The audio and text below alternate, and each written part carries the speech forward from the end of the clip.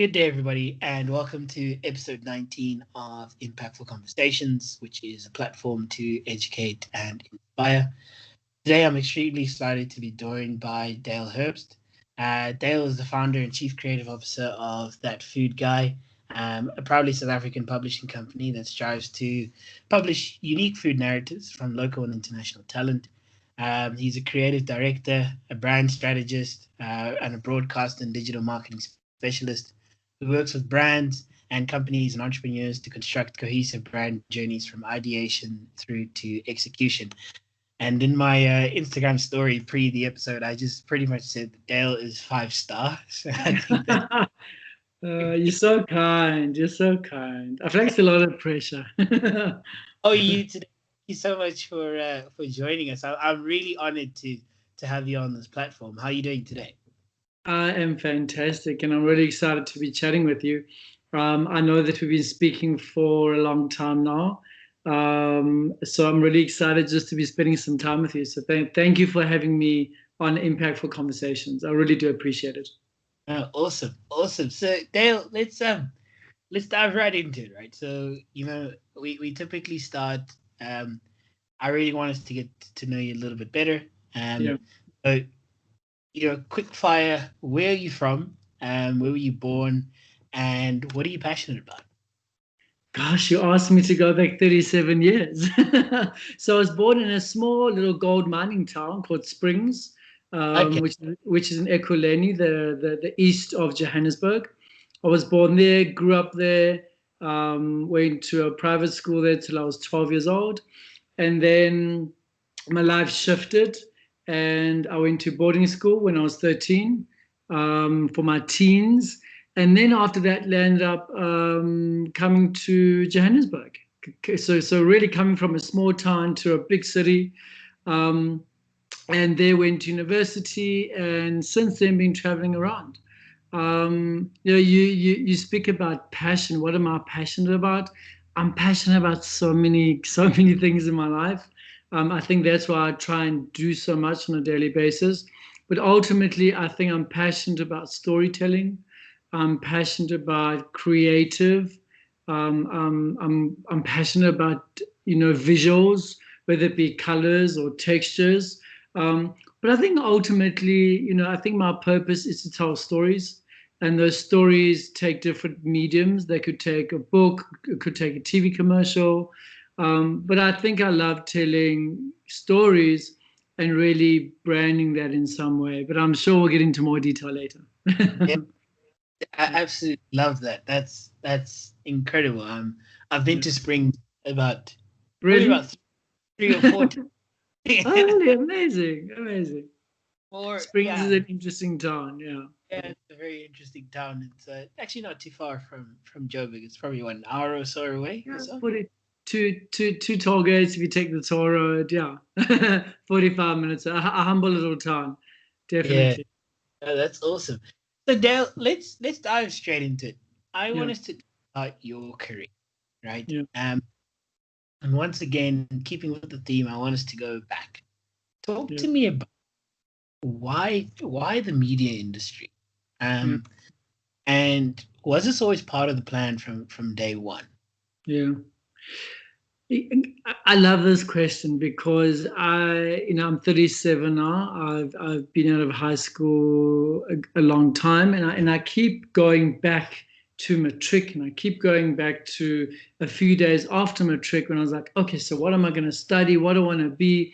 How do you make that decision? And I don't want to get all spiritual. And I'm not sure if you are spiritual, but for me, when people say to me, Dale, everything you've done in your career, has that been as per plan?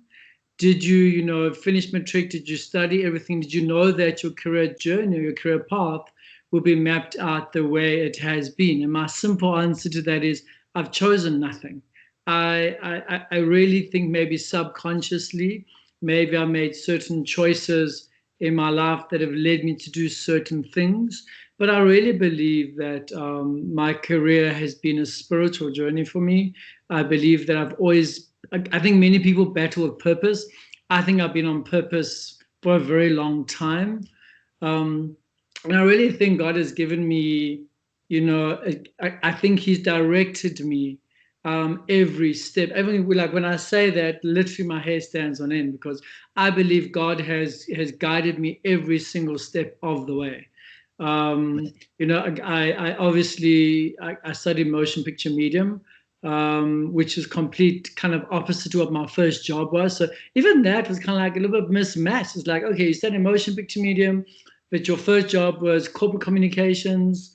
Um, but really, my entire journey has not been planned. But I can say I think I've always had a positive and a vision and um, I think I've had a subconscious goal of just wanting to do well, you know. Mm, So maybe I didn't know what my next job was going to be, or I didn't know that I was going to open that Foo Guy 15 years into my career. But I've always wanted to do well. I've always wanted to make myself proud of me, and I think that's what's guided me my entire career. mm. Absolutely love that, and I Yeah, think the authenticity of that answer is really yeah, something to behold.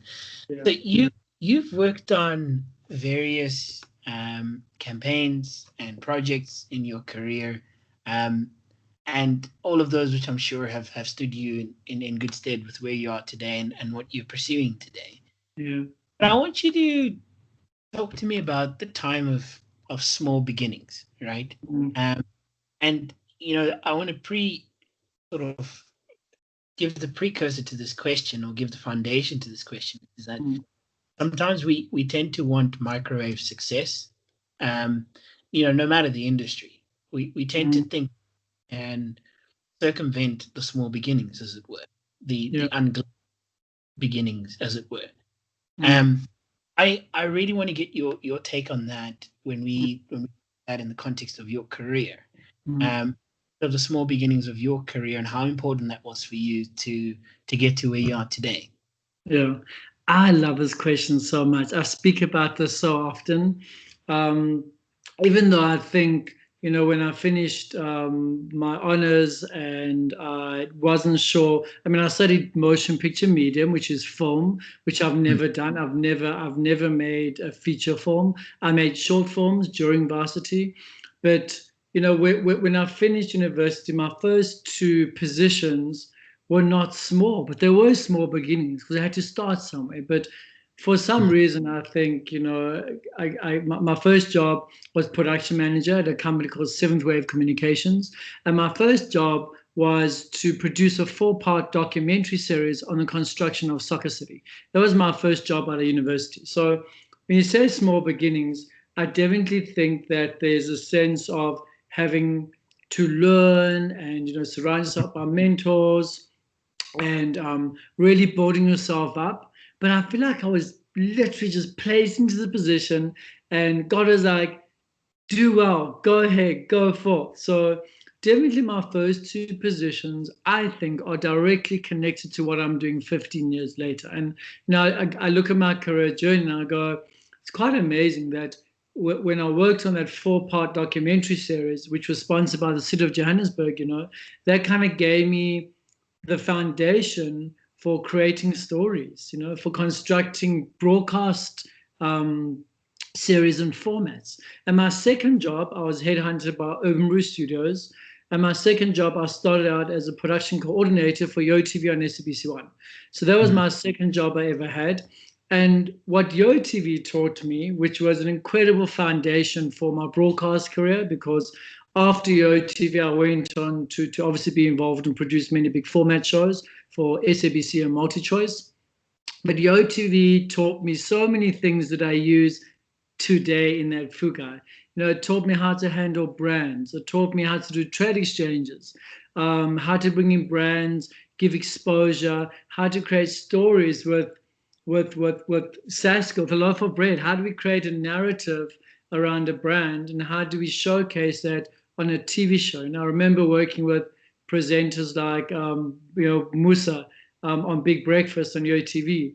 And I think YoTV really gave me the space, besides the fact that I was surrounded with really amazing, young, dynamic people. It gave me the foundation of really all those aspects: branding, trade exchange, broadcast, telling stories. And if I fast forward my life, everything and most things are often that Fugai is a collective summary of the last 15 years of my life. So, those small beginnings, I don't think we should forget about our starting points in our career. And we Mm. shouldn't forget about those beginnings, because those beginnings definitely do lead everywhere, and everything is connected. So I'm so, I always think about the first job, I think about the OTV, and I'm always so grateful. I'm so grateful for landing that, for someone believing in me, and they were going, "You can do this." At the OTV, I went from production coordinator to a live TV producer to a senior producer, um, and just so grateful to having had worked at an enormous studio. Omri Studios is one of the biggest studios in the country, and definitely so grateful for that foundation. Mm. Mm. And I think it's what you said is incredibly important in how we shouldn't forget those days, but also how that the Yeah, interconnectedness of everything. yeah. Um, Everything is connected. Absolutely. I think there've been moments in my life where I think we all have moments where I've questioned and I've been like, why am I doing this? Why am I in this? Why am I doing this specific project? And then, a year later, I look back and go, oh, wait a minute. I learned this skill and I met this person, and absolutely everything, and if you engage with people online, like Inyana and Oprah and all these people who I love, they talk about everything being designed. Your life is designed, interconnected for a specific reason. And I truly believe in that. I don't think it's by chance that we interacted online, or that I know you. I think there's a specific reason why I'm speaking to you right now in this moment. Yeah. 100%, 100%. I absolutely love that. That's so profound. Tell me, so when you're working with various different you know campaigns, as it were, Yeah. important has it been for you to align with the values of any of the campaigns that you have worked on throughout your career? I think that's probably something which Mm, is sort of to dive into a little bit, in terms of what opportunities do we take and what opportunities do we not mm, take. Well, mm, because yes, obviously, you as you sort of become more and more successful, as you become more and more successful in your career, I'm sure the opportunities have abounded for you, in terms of the number and in terms of their significance. But I'm quite curious how important it's been for you to align with the values of any of the campaigns you've mm, worked and on. mm. Yeah, I think it's a really deep and a really meaningful question, and it's quite interesting. So I want to start by saying is I've had this specific conversation with a few people in my life, and a lot of people around me make decisions based on money. So if they're going to make X amount of money a month, they'll take the work on. Other people make decisions based on time, because some people only want to work 5 hours a day. So the campaign or the job is only going to take a half a day. For me specifically, I've if I remember every single contract I've had, maybe it's a little bit different with that Fugai now, because now I'm a business owner. I have to take care of my financials. I have to think Mm, about cash flow. But I can say that more than 80% of my jobs, I've never considered the money as my first factor, as my first criteria. So money has never been a thing for me, because I've always believed that if I resonate with a project, um, it means that there must be connected values. If I resonate and there's interest, it means that there's something attracting me to that. I remember applying to Endemol South Africa more than 4 times, and I got rejected more than 4 times. My CV wasn't responded to, and my one move after Urban Brew, I was like, I have to work for Endemol South Africa. They produce Isidingo, they produced big format shows, they produced Survivor, they did Big Brother. I was like, mm, this is the company. Even after getting rejected 4 times, I still felt an attraction. So I mm, think the fourth or fifth time I sent my CV in. I applied for a logistics position on Clash of the Choirs season 1. I mean, I got the job. And I truly believe that really positive intention, but definitely there were shared values.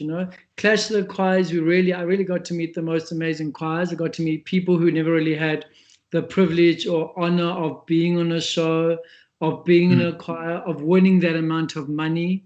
We had choir masters like Kaya and Judith Sapuma, and all these amazing artists. And I believe that part of my purpose is really to connect and try and give other people opportunity to realize their dream. So I really think that a big part of what I've been put on earth to do is, yes, to achieve, yes, to be great, but I do think that I try and help the people around me, make them realize their own potential. I think there's so many people in this world who don't know their own potential.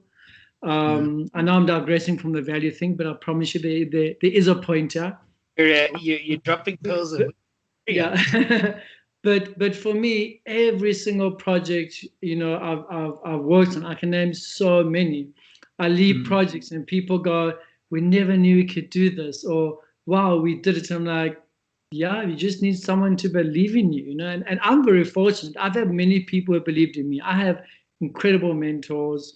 So, what are the connected values on projects and campaigns? Absolutely. If there wasn't, would you be attracted to doing a Clash of the Cards? Would you be attracted to working on a brand, like Stella Artois, where we raised over R1 million for 500 restaurants? So definitely, I think. And maybe this is a high level spiritual conversation today. I'm not sure. I think that's also okay, right?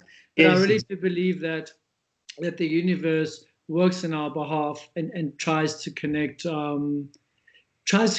work with myself. Yes, I think I'm fortunate. I think I've built up a great CV, a great showreel, a great portfolio. I work incredibly hard because I love what I do. Um, but definitely, I think that a connection between values is important in delivery. You're going to put in Yeah, additional energy. You're going to be passionate around the yeah. subject matter if your values Mm. are connected. So incredibly important. Yeah. Yeah, absolutely. Wow, that's Yeah. you've blown that one out the park. So thank you. Yeah. Uh, Yeah.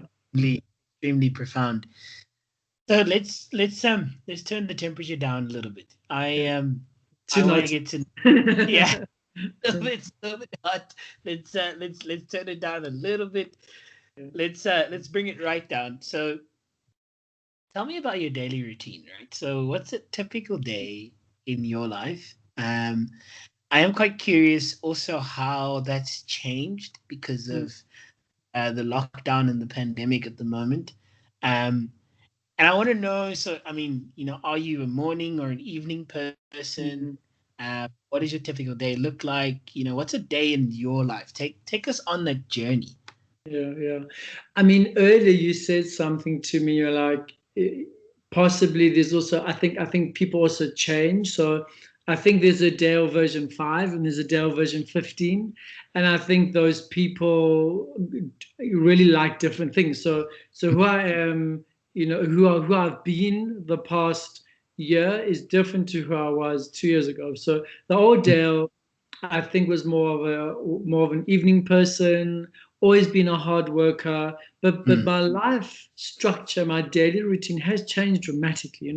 4 years ago, 5 years ago, I was 30 kgs heavier, and then I decided to bend, and I decided to take. I wanted more energy for my life. I wanted to feel better about myself, so I made a bit more of a conscious choice to eat more healthy.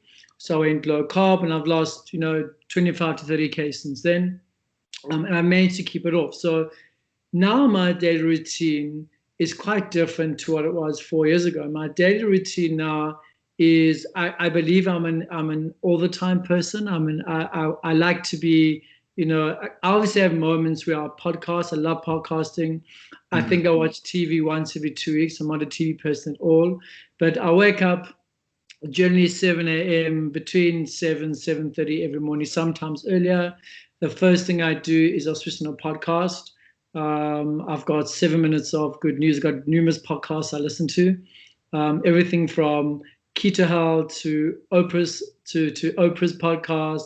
I listen to Joyce Meyer, but quite a few religious podcasts I listen to. So the first thing I do is I want good and positive information. The first thing I wake up. So I wake up, put on a podcast, and I wake up quite quickly. I'm not those people like, oh, we need coffee to wake up.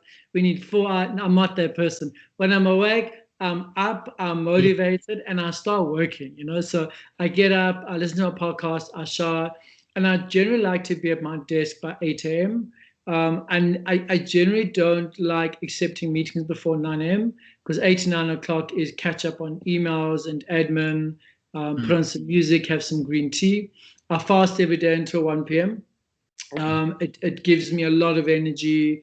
It gives me a lot of mental clarity. So I do try and do more strategy work in the morning because food does kind of wear me down slightly, even though I love food. I mean, I own a company called That Food Guys, so I do love food. But I feel like I have become a lot more strict with myself when it comes to routine, Before the old Dale, if there was something to do and I was feeling tired, I'd be like, oh, no, I just need to rest today. Now, I think I do force myself to work and deliver more. Maybe because I am a business owner, and we now have 3 divisions, and I've just opened another company with another group of people. And so I think I also feel responsible to function on a higher level. And I feel responsible to have energy, not just for me, but for the people around me as well. So if I decide to lie on the couch and not deliver, it's not just affecting me, it's affecting my business partners, it's affecting delivery timelines, it's affecting so much. Yeah. So then I work during my day. Generally, lockdown has been quite interesting because I've done a lot of Zooms, a lot of Skypes. I was actually saying, I had a meeting with Apple Music in Dubai the other day, and I was saying to them, another meeting platform. They meet on some platform called Cisco WebEx. I'm like, I have Skype, I have Google, I have Cisco WebEx, I have Skype. So COVID has been so interesting, But generally, I have 5 to 6, 7 meetings a day. I have a lot of status meetings in my week because our status on all my companies, our status on all my projects. In Jan this year, I did start saying that Mondays are my admin days, but slowly that didn't become my day anymore. So now every day is just clients. But generally, after I've done my work day, I try and do a walk late afternoon. I love trees, love nature, I love the outside. So I do a bit of a walk outside. I'm not a running person, so I did try the jogging thing. I even bought running shoes, and I was like, I'm not a runner. I'm good. Walking is good for me. Yeah. Exactly. I love a walk. Then I get home. I generally then would have broken my fast by then, and or I'll make some dinner, and then I do a second work session in the evening because I feel like dedicating an hour and a half in the evening to mails or updating documents from our project sheet is a little more productive because in the day I get lots of phone calls, WhatsApp groups are going crazy. So the evening, I love the evening for that. I love catching up on my work day. I know it sounds weird. You work in the day, but I'm catching up on my work day. But for me, it's very productive. And then generally, I try and not work an hour before bed. I try and wind down. I'm in bed by 9:30, catch up on social media, seeing what's happening in the world of social. Often in my work day, I don't get time unless I'm doing a story on my work. But I generally don't get time, during the week and during my work day to actually see what's happening on social. So just before bed, see what's happening with social, and then just some quiet moments before bed, and that's pretty much my day. My work week. I think a lot of people in my life are still trying to get used to this, but I do work 7 days a week. I don't work 5 days a week.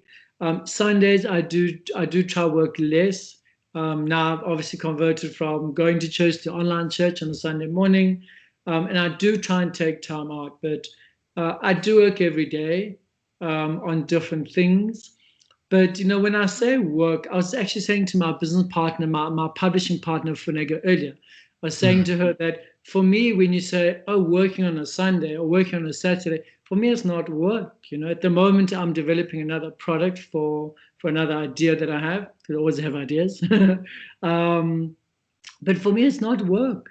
For Yeah. me, on a Saturday afternoon, when I'm, if I'm conceptualizing something, I'm putting together a mood board. For me, that's my life. That is not work. So that food guy and its companies, and it's I don't know what I would. It's my core. I don't know what I would do without it. To be honest, I know it Mm. sounds a bit strange because people say you aren't your work, you aren't. I want to tell you a quick little story, and I'm talking a lot, but a quick little story, and I'll never forget this day for the rest of my life. Mhm. My first job at the OTV, I was sitting in the control room. Yeah. And if Ivy Ann is watching this, she will know the story. She's the first live TV director in this country who has Yeah. who has directed shows like Summer Awards and big live shows. And she took me underneath her wing. But I was sitting in the control room where you control the cameras in the studio. And something happened in the studio, and I said something. I think I got quite emotional because I'm a bit more of an emotional person. And someone in the control room turned around and said, you shouldn't take this personally. I'll never forget this day for the rest of my life. And I Mm. turned around and I was like, why are you here if you don't take this personally? I wouldn't see myself doing anything else. I will Mm. definitely take this personally. This is a part of who I am. And I was so like passionate. And I think the same still stands, to be honest. So, for me, I don't work. My daily routine and my life flow is Mm. it's who I am. Yeah. Love that. Love Yeah. that. It's a part of who you are, Yeah. and it's manifesting throughout your work and throughout the different projects that you're taking on, and the new ideas that Yeah. keep coming. I want Yeah. to ask you one final question before we get back to the serious stuff. Which Okay. is, what's your favorite type of food? Oh wow, obviously I eat more low carb now, Mm. but I had a shoot this past week, and it's not low carb, but one of my favorite things that I crave a lot is Yeah. pop and lamb chops. So I love pop a lot. It's one of my favorite foods, Mm. but probably chocolate. I think chocolate. Right now I have maybe nine or different types of brands of chocolate. So I collect different types of chocolates. When I travel, I bring Mm. chocolate back. I do little chocolate tastings while I work, and so I think chocolate is chocolate a food? It's a food. I'm not saying healthy food. It counts. It counts. I love chocolate a lot. I love more dark chocolate. Yeah, I love chocolate. But I think what I eat the most in my week is I eat pizza a lot. I order pizza maybe 2 or 3 times a week. Mm. Also, I don't cook that much. Yeah. So there's an amazing pizza where I do like a collie base pizza, so super healthy. But I mean, pizza's such a great go-to. So Yeah. it's really so great. Basic dish, right? It's just Yeah. thank you for sharing that. And I think the story that you told, in the control room there was actually really, really, really profound. I think, something to introspect for those who are Yeah. listening. And I'm Let not sure, why, and I think maybe for you as well, you remember certain moments in your life. But for Mm. me, that's like this huge thing I think about often. I'll be like, I'm still trying to remember who said that to me, actually. I'm still trying Yeah. to be like, who told me not to take this personally? But yeah, I think it's quite true. No, Absolutely. Mm. amazing. Let's talk about something which I'm really excited to chat to you about, which is that Yeah, food, right? yeah, Um, and I must admit, I've been watching this brand grow yeah, for quite some time, right? yeah, And it's extremely inspirational, what you are doing. yeah. And I want to ask you, right, what inspired you to start this? Mm. What inspired me to start this? So I think as you've realized, with every question I have to give you backstory, right? Unfortunately, Yeah. yeah, yeah. So in 2014 was a life-changing year for my career, and was a life-changing year for my life. 2014, I finished line producing a series called Open Varsity on SABC2. It was an educational series. I think we produced something ridiculous like 100 or 200 episodes. And in 2014, I made the conscious decision to take 3 months off and go on a bit of an eat, pray, love, because I'd been in broadcast and I seek change a lot in my life. I like change often. I think that's why I like doing campaign-based stuff, because it keeps things interesting. I get bored quickly. I'm trying to work on that, and I'm trying to be interested in something for a long time, but I do get bored quite quickly. So 2014, I went on Eat, Pray, Love, and during my time off, and I did a lot of soul searching, even deleted my Facebook account. I got a call from a gentleman called Jay something. He's the lead singer of Casa. He gave me a call and he said to me, "Yo, Dale, I got a call. I got your number from a friend, Leanne Callanan, and she now owns a commercials company, who I'm very proud of. She gave my contact details to Jay, and Jay's like, yo, I have a TV show I want to do. I believe you're a TV guy. Can you help me?" And I was like, well, yeah, let's meet up for a coffee at Vovotello in Parkhurst. And really, that moment, and I was actually speaking to Jay about this moment this week. That moment changed the next 6 years of my life. So that to 2014. To fast forward, we produced Jay's first TV show, cooking show. We managed to get Knorr, Raj, and Knorrox on board, and our first show went live on Mzansi Magic, 13 episodes.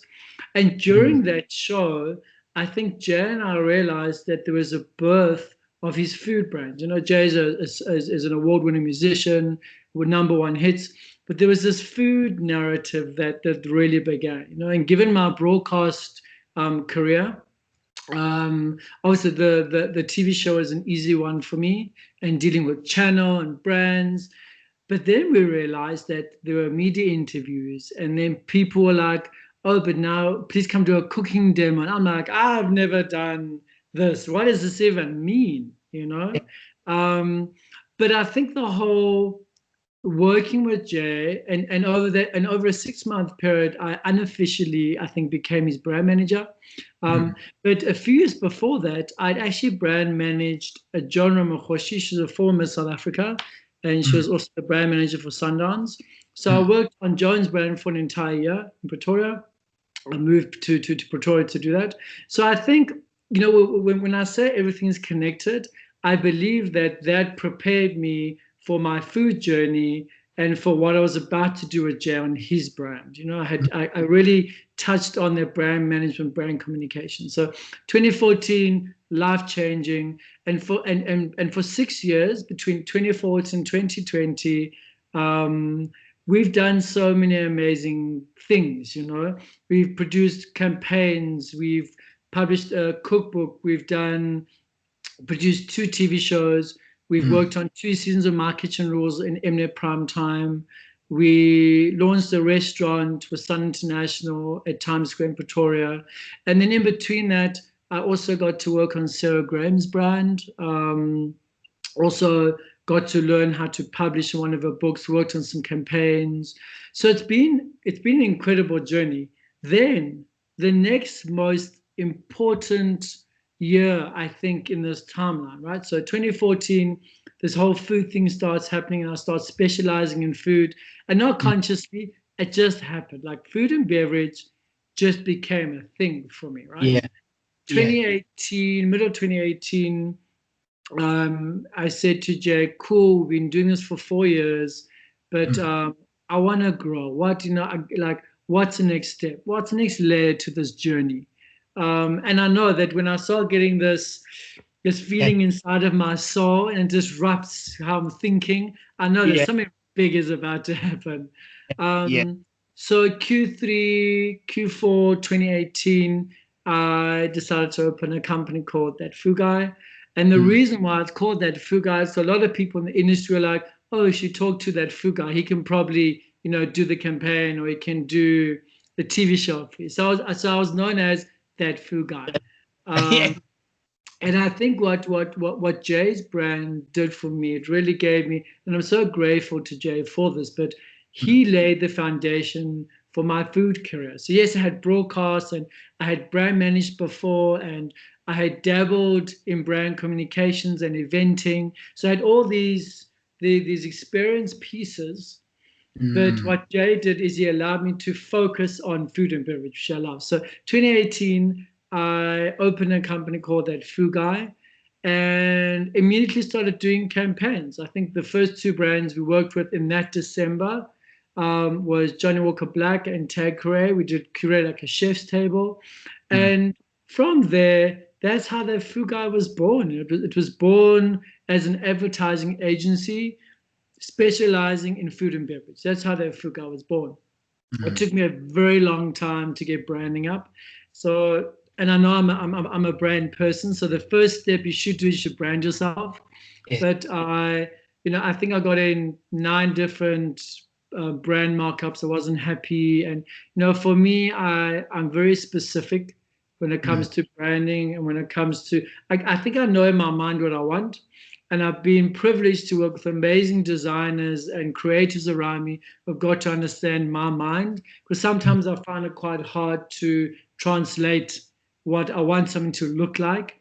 But yeah, Mm. a year later, that Fuga eventually got a brand, and a year and a half later, only this year did we even get a website. So, and we've been incredibly busy from day one. So I've been, I feel so blessed, and that's how the Fuga came about, out of another journey, but also Yeah. I think out of a bit of soul searching. I think you have to listen to yourself sometimes. You often, I have go-to people in my life. So when I'm stuck or I'm not sure what to do, I'm like, Funega, I'm so confused. What do you think I should do? And often I'll realize that the people in my life around me only really make things clearer, but you know what you want. If Yes. you really listen to yourself, you know exactly what you need to do. Yeah. Yeah. Yeah. Yeah. Absolutely love that. And I think the interconnectedness of your previous journey with Jay, Yeah. Yeah. um, and the birth of this, really just comes back to exactly what you're saying, where everything has its purpose and everything has its Yeah. reason, and I Yeah. absolutely love that. Tell me, you described this as a creative reflection, Mm, of mm, your journey in your career thus far. yeah. Tell me a little bit more about that. I found it so fascinating when I Mm, read that. mm, That I absolutely love that. But yeah. tell me a little more about that. Mm.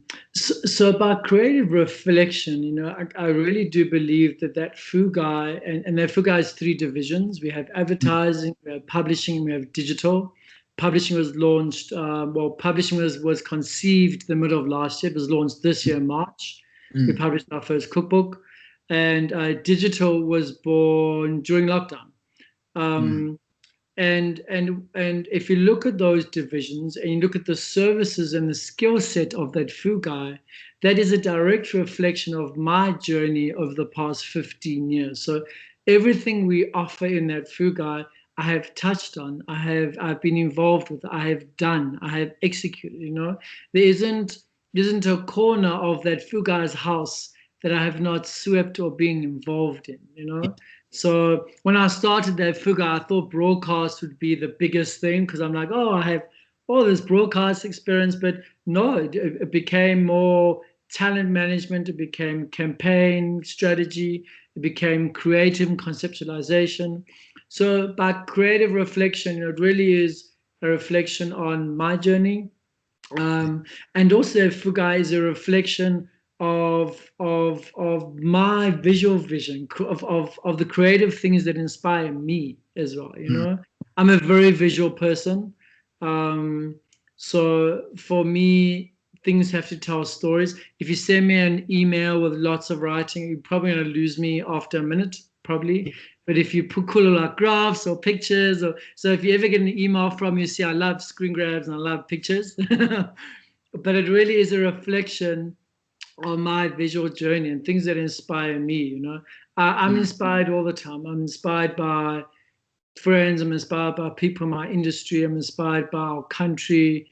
and our food and beverage sector in South Africa and Africa is so vibrant with color and the types of food. So yeah, I hope that Fugai, even going forward, can continue to reflect, our creative ethos and our creativity in this country. I really do. Amazing, amazing. Tell me, you talk a little bit about the core need of that food guide to bring awareness to food security Yeah. and to malnutrition in Africa. And I want to dive into that a little bit in terms of where you think, what is your assessment of where we're at right now in South Africa in that sense, but also coupled with that, practically, how can we start to address this, and what role is that by playing in that space? Mm. Yeah, I mean, I think this is such a large question. I think this is another impactful conversation. So we could do a part 2, maybe, if you're keen. Yeah, definitely. I first got to learn about food security when I started working with Food Forward South Africa, and I started working with a few food NGOs. I realized that there really is no security around making sure that people are getting food on a regular basis. What is the frequency of how people receive food? Because I think how donations come to MPOs, is so irregular that people are not guaranteed they're going to eat. I mean, how crazy is that? Imagine if we were in a position where we didn't know if we're going to have dinner or not. Like, that should be a basic function. It should be a guarantee in our day that we get to have dinner. So food security and securing certain things, securing food, securing farmland, securing growing, securing vegetables, fruits is extremely important. So we're at the very beginning stages of trying to develop and see how we can help with food security and what it means. We are working on quite a big project, which I can't say much about, but it's a new company I speak of. It's a little sister of that food guy. And I think if we get this right, if we get this project right, I've opened this company with 3 other partners. There's 4 of us. 3 ladies and myself, dynamic women, dynamic ladies, powerful in their own fields. And one of the biggest objectives of this specific entity, and obviously that food guy is backing this new brand and company up with strategy, is food security and food education more than anything. Because if we can educate people on what to plant, how to grow veggies, food security can become more controlled, and we can secure that people are getting fed. So food control and food security is a big thing. I know there are lots of government strategies and plans to eradicate hunger by 2030. There are lots of campaigns, but there are also lots of questions as to how we're going to do that. And are we on track? Yes. I do believe that this new entity and this new concept, which I birthed in my mind about 1.5 years ago, I think it's going to become quite an influential entity.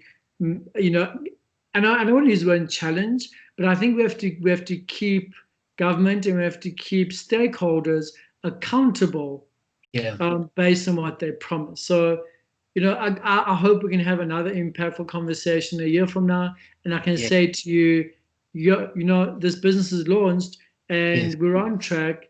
And by 2030, this is what's going to happen. So such a large conversation. I also I'm also the brand director for the International Delicious Food and Music Festival, which is 7 years running.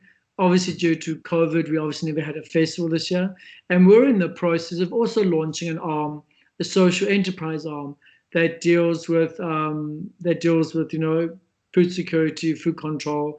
So just from that FUGA side, whatever I work in, I try and feed that strategy into other things, and I hope over time we can get this right. I really do. Yeah, and I look forward to that day. A year check-in. We should do a year check-in. Yeah, 100%. I look forward to that.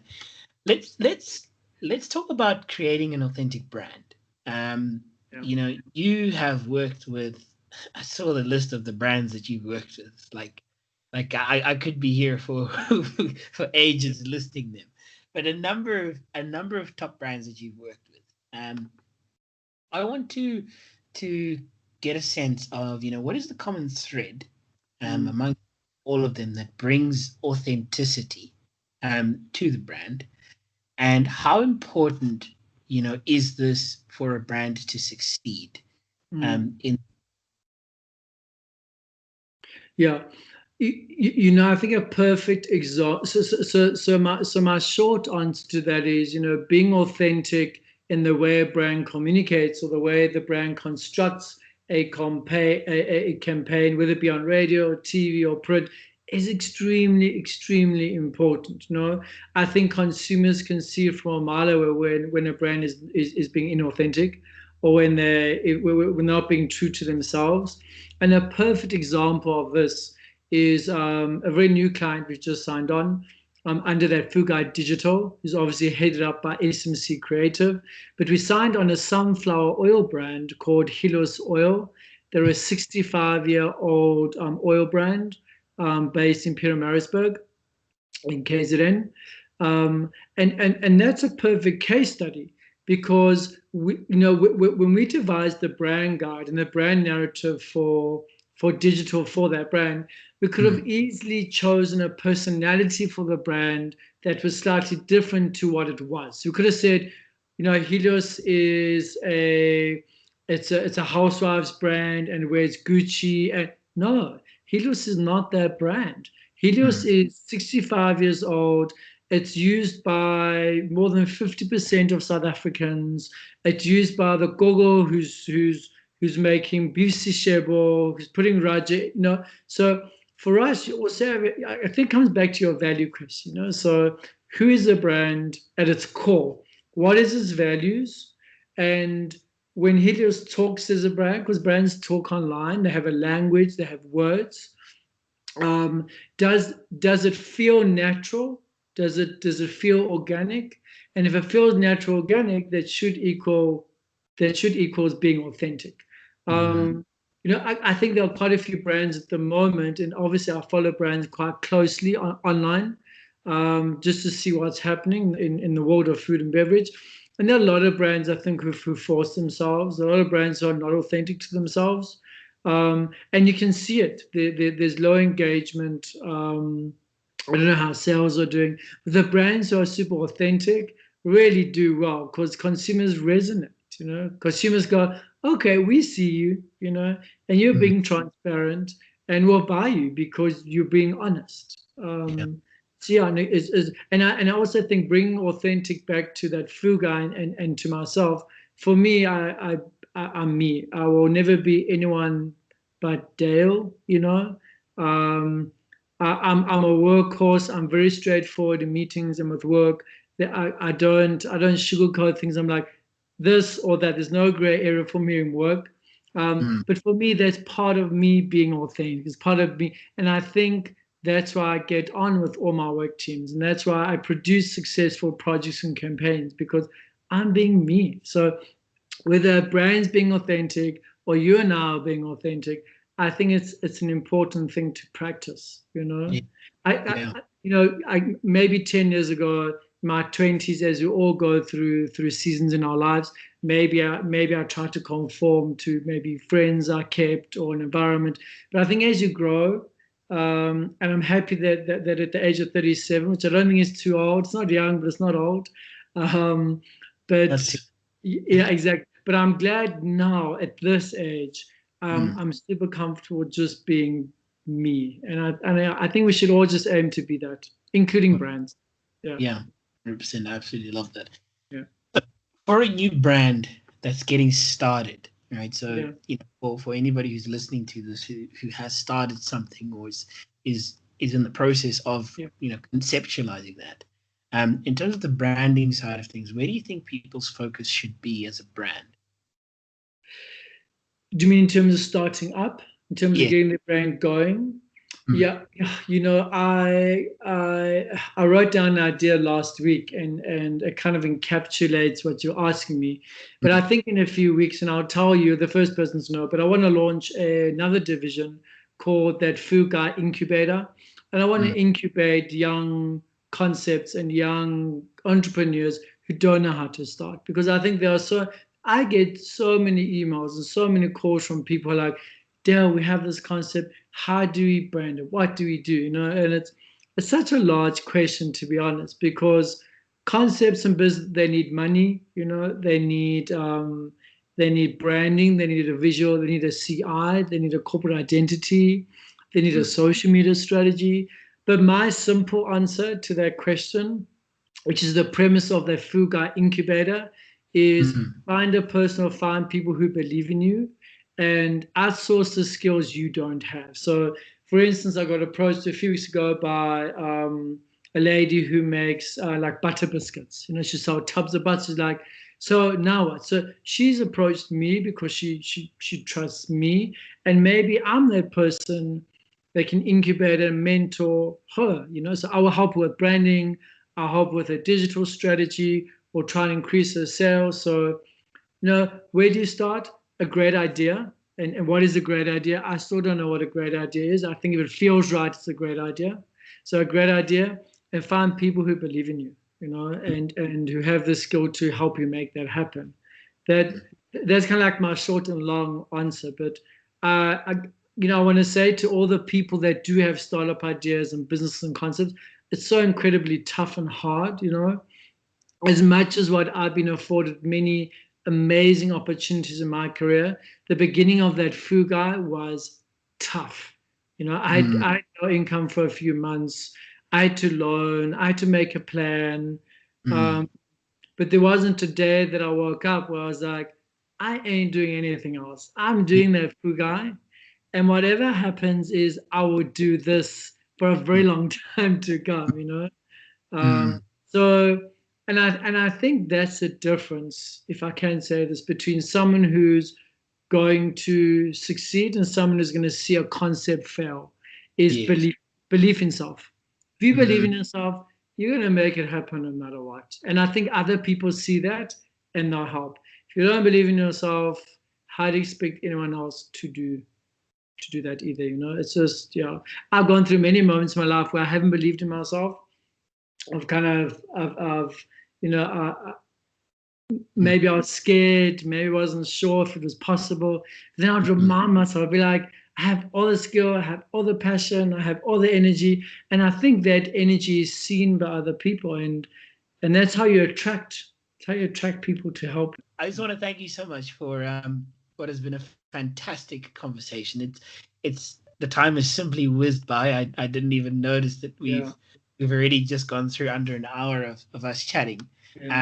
Thank you so much for sharing really profound knowledge. I think your career is incredibly inspirational, and I think anybody who has listened to this and has got to know you throughout this episode should and will be inspired, educated by the points and the pearls of wisdom that you've shared. So I want to thank you so much for coming onto the show. It's been an absolute blockbuster. Thank you. I just want to say to you, thank you for allowing me the opportunity to speak about this. I think often we get so bogged down in work and we don't reflect, and you've allowed me to reflect. And for that, I'm really, really so thankful. Thank you. Awesome. Thank you, Dale. And I look forward to part 2 and part 3 and part 4. Key. Part Done. Done. But Dale, until then, please keep safe, wear a mask, wash your hands, and socially distance, and all of those things. Absolutely. Likewise, brother. Thank you. Right. Cheers. Bye-bye. Thank you. Bye.